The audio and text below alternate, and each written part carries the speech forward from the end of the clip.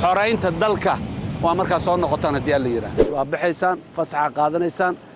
cidihiinna aad aadaysaan meel kastoo ay jiraan bil waa ninka ugu fog waa ku filantaa u malaynaa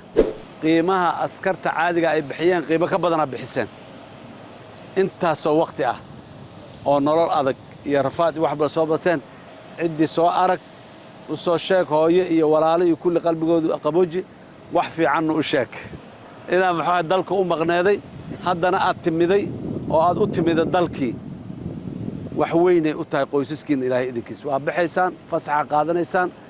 cidihiinna aad aadaysaan meel kastoo ay jiraan bil waa ninka ugu fog waa ku filantaa u malaynaa inuu reerka ku tago oo ku soo noqdo inaad dareentaanaan rabnaa inaad horta akhtiyaarkiin aad meesha ku joogtaan xorna aad tihiin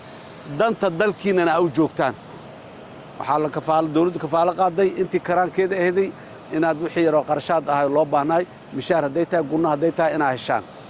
hadda laga bilaabo intaada fasaxa aadina ka bilaabato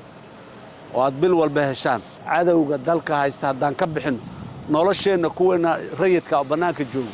iyo nolosha ciidamaduba way isbeddelaysaa cashuur ma qaadan karno dalkii maxaan ku rahay dadkii meeshay joogeen ma tegi karno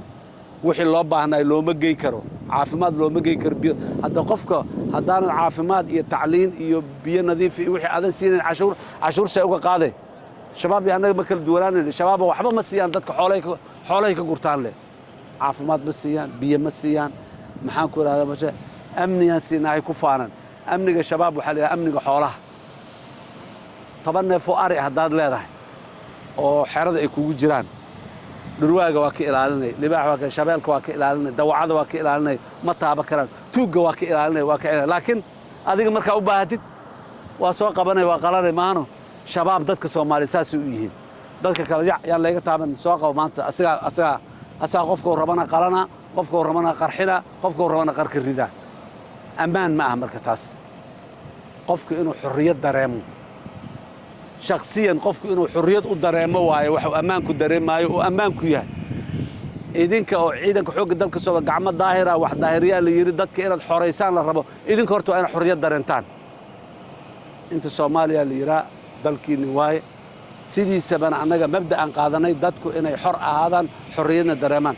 askartu maxayna xor ka ahayn jirto nidaamka askarinimada xor ka ma ihid qawaaniin iyo nidaam iyo shuruuc iyo discipliin iyo wax u deganay leeyna xor ka ahayn laakiin sidaada kale qof adoonsan ma ahid